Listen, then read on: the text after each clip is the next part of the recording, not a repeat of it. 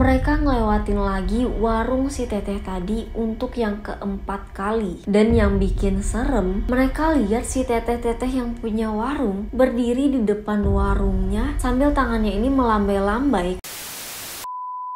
Hai guys, gimana kabar kamu hari ini? Oh ya, aku Olivia dan selamat datang kembali di YouTube channel aku. Buat kamu yang suka dengerin cerita horor, mistis, atau kasus kriminal, kamu wajib banget buat subscribe YouTube channel ini. Oke, di video kali ini aku akan kembali menceritakan cerita horor yang dikirimkan ke email aku. Dimana video ini dikirimkan oleh Kak Cindy dan dia menceritakan pengalaman horornya ketika dia bersama dengan teman-temannya disesatkan oleh makhluk halus karena seekor kucing. Penasaran gimana ceritanya? Tanpa berlama-lama, langsung saja kita masuk ke kisahnya. Check it out.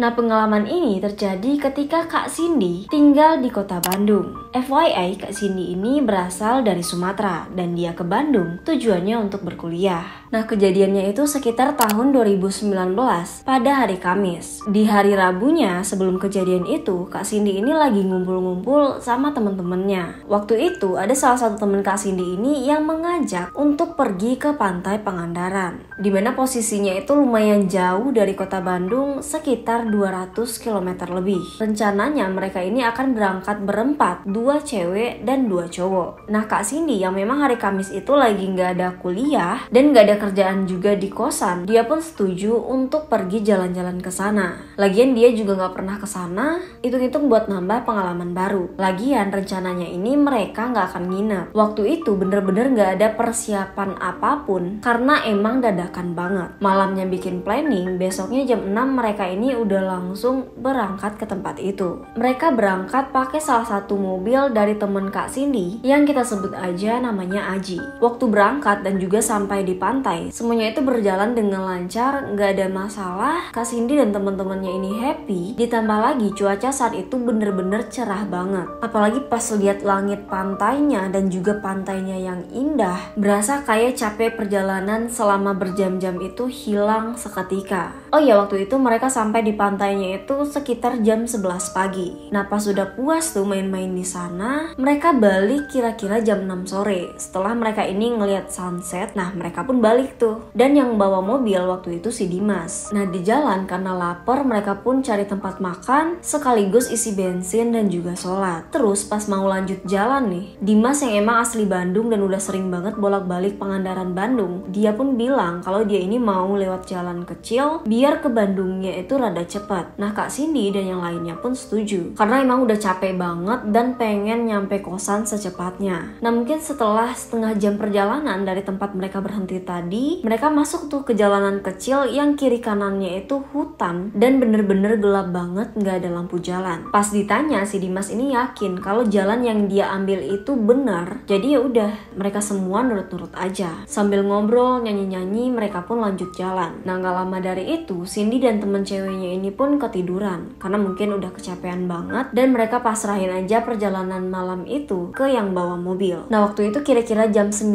malam, Kak Cindy ini terbangun karena mobilnya itu berhenti. Tapi kondisinya mesinnya itu masih hidup. Dia lihat ke bangku depan, Dimas sama Aji ini udah nggak ada lagi di mobil dan posisinya itu mereka masih di jalanan sepi yang kiri kanannya itu belum ada rumah orang. Terus Kak Cindy ini yang takut dan juga sedikit panik, dia pun bangunin tuh temen ceweknya yang namanya itu Cika sambil celingak-celinguk cariin temen cowoknya. Pas Kak Cindy ini lagi lihat ke belakang mobil, taunya si Dimas sama Aji ini lagi ada di luar dan kayak lagi ngobrolin sesuatu. Nggak tahu mereka ini lagi ngomongin apa. Terus Kak Cindy ini nyamperin lah tuh mereka berdua. Tapi waktu itu Cika ini nggak ikut turun. Pas Kak Cindy ini turun mobil, dia kaget karena ngelihat ada kucing warnanya itu belang hitam dan coklat mati di dekat kakinya Aji sama Dimas. Dan ternyata malam itu si Aji sama Dimas lagi debatin masalah si kucing yang nggak sengaja ketabrak sama Dimas. Di situ mereka udah mulai ricuh karena bingung itu kucing mau diapain lain, dan karena udah bener-bener panik, akhirnya si Aji pun mutusin buat ninggalin itu kucing dan lanjutin perjalanan mereka. Waktu itu sebenarnya Kak Cindy dan Dimas ini nggak setuju sama keputusan itu. Pengennya Kak Cindy itu kucing dikuburin dulu, baru mereka ini lanjutin perjalanan. Soalnya nih di kampung Kak Cindy banyak banget yang bilang kalau mereka nabrak kucing itu pertanda buruk dan baiknya kucing itu dikuburin dulu. Tapi di satu sisi malam itu bener-bener sepi banget dan suasananya itu horor banget. Yang mereka takutin saat itu nggak cuma hantu tapi juga begal. Singkat cerita mereka pun melanjutkan perjalanan dan nggak lama sekitar beberapa menitan tiba-tiba hujan turun gede banget. Di situ mereka udah mulai heran kayak kenapa bisa hujan tiba-tiba padahal malam itu langit bener-bener cerah dan banyak banget bintang. Cika yang anaknya ini rada parnoan, dia pun ngaitin masalah kucing ketabrak tadi sama hujan yang tiba-tiba turun. Dan makin ricu dong waktu itu. Aji mulai nyalah-nyalahin Dimas dan Dimas juga nyalahin Aji kenapa tadi nggak biarin dia nguburin itu kucing. Terus nggak lama nih, jalan tiba-tiba ditutupin sama kabut tebal yang bikin susah banget buat ngelihat jalan. Dan kondisinya itu masih sama-sama nggak ada orang, rumah nggak ada, bahkan orang yang lewat aja nggak ada. Padahal kata si Dimas nih, jalanan itu biasanya nggak sesepi itu dan juga banyak rumah-rumah warga. Karena udah nggak memungkinkan banget buat mereka ini bawa mobil, Cindy, Cika, sama Aji pun mulai browsing-browsing tempat penginapan terdekat di sana. Dan sialnya nih, malam itu bener-bener nggak ada sinyal. Bahkan buat nelfon aja nggak bisa.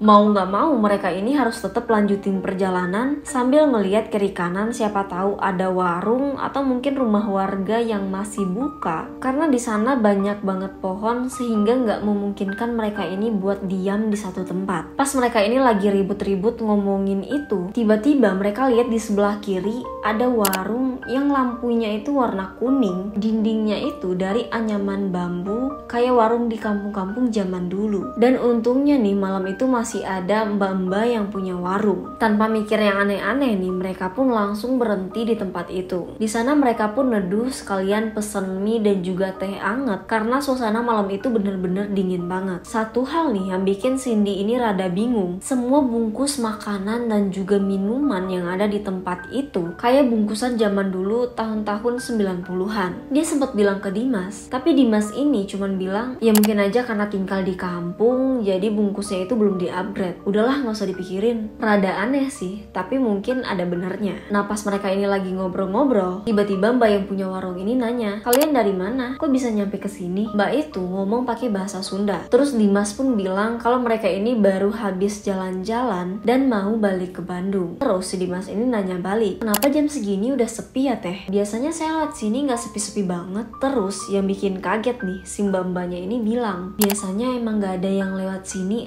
makanya saya tadi nanya kalian kenapa lewat sini. Nah denger jawaban itu sebenarnya mereka ini rada bingung plus kaget. Apa mungkin mereka ini lagi kesasar? Gak lama si teteh tadi pun masuk ke dalam rumahnya. Malam itu hujan makin lama makin gede dan kabutnya juga makin tebal. Mereka bener-bener gak bisa keluar dari tempat itu. Ditambah lagi jaringan gak ada, malam juga udah semakin larut. Mereka bingung dong harus gimana. Dan akhirnya sebelum terlalu malam, mereka pun beraniin buat ngetuk pintu teteh-teteh itu dan nanyain di mana tempat penginapan terdekat yang ada di sana. Tapi kata tetehnya ini nggak ada. Dan kalau misalnya mereka mau nginep, mereka boleh nginep di rumahnya. Tapi malam itu mereka semua nggak ada yang berani nginep di sana karena berbagai hal, mulai dari takut hantu, maling, apalagi mereka ini nggak kenal sama yang punya warung. Hingga akhirnya pas hujan udah mulai rada-rada berhenti dan kabutnya itu juga udah mulai menghilang. Kira-kira 2 jam dari saat mereka ini nyampe di warung, nah mereka pun mutusin buat lanjutin perjalanan. Di situ mereka udah lumayan tenang karena kayak lega banget udah bisa lanjutin perjalanan. Tapi ternyata kejadian anehnya nggak cuma berhenti sampai di situ. Setelah 1 jam lebih perjalanan, mereka ini mulai sadar kalau dari tadi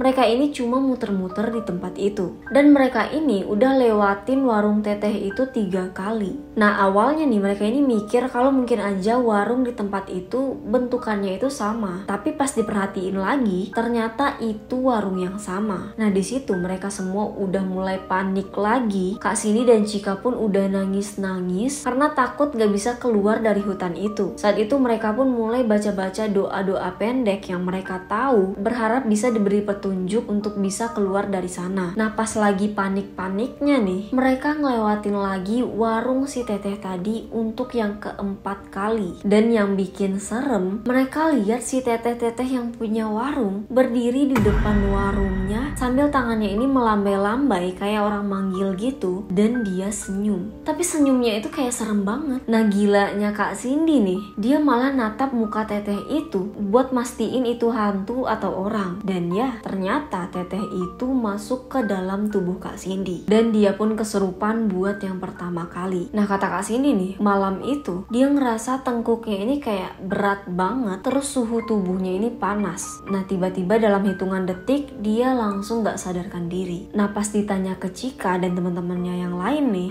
Kak Cindy ini tiba-tiba ketawa kecil sambil menundukkan kepalanya. Pas ditanya kenapa, Kak Cindy ini malah ketawa makin kenceng karena ngerasa ada yang gak beres nih. Dimas pun berhentiin mobilnya, terus Aji ini langsung bilang, "Kamu siapa?" Dan ternyata nih, disitulah mereka tahu ternyata yang masuk ke tubuhnya si Cindy ini adalah Teteh-teteh yang punya warung tadi. Dia bilang kalau misalnya mereka berempat mau keluar dari hutan itu dalam keadaan hidup, mereka harus kembali ke tempat dimana Dimas ini nabrak kucing dan kuburin kucingnya di bawah pohon yang ada di samping warungnya si Teteh. Karena ternyata nih, kucing itu merupakan peliharaannya dari hantu Teteh-teteh yang punya warung. Singkat cerita, mereka pun saat itu langsung putar balik dan menuju ke tempat dimana si Dimas ini nabrak kucing. Dimas pun langsung bungkus kucing itu pakai baju kaos yang lagi dia pakai. Terus mereka pun langsung balik ke warungnya si Teteh dan nguburin persis di bawah pohon yang ada di samping warung. Dan kalian tahu apa? Ini bagian yang paling serem. Pas mereka ini lagi nguburin kucing, Kak Cindy dan Cika ini ngeliat si Teteh-teteh itu lagi merhatiin mereka dari atas pohon. Dimas ini yang sadar kalau mereka ini diperhatiin, pas habis selesai nguburin kucing, dia pun langsung minta maaf dan abis itu mereka pun kembali ke mobil. Nah, setelah beberapa menit perjalanan menjauhi warung itu, mereka pun berhasil keluar dari hutan dan mereka ini sadar kalau mereka ini udah keluar karena hujan tiba-tiba berhenti dan kabutnya ini hilang. Dan mereka pun langsung masuk ke jalanan gede yang tadi pagi mereka lewatin. Tapi nih ada satu hal yang aneh. Pas Kak Cindy ini keluar dari hutan itu, dia ini lihat jam di handphonenya dan ternyata baru jam 9.30. Padahal nih ya, mereka ini yakin banget pas sebelum si Dimas ini nabrak kucing, di sana udah jam 9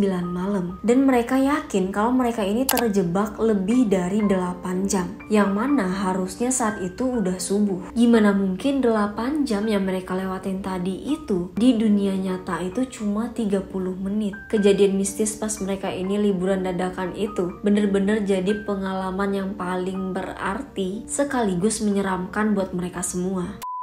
Oke guys, sekian cerita pengalaman horor yang diceritakan oleh Kak Cindy, dimana pengalaman itu bener-bener pertama kali dia rasakan sekaligus dengan teman-temannya. Gimana menurut kalian? Kalau kalian punya cerita horor yang pengen aku bacakan, kalian boleh banget buat mengirimkannya ke email aku. Kalau kalian suka dengan video ini, jangan lupa untuk like, komen, dan juga subscribe, serta hidupkan lonceng notifikasinya agar kamu mendapatkan notifikasi kalau aku update video terbaru. Dan sampai jumpa di video-video menarik selanjutnya.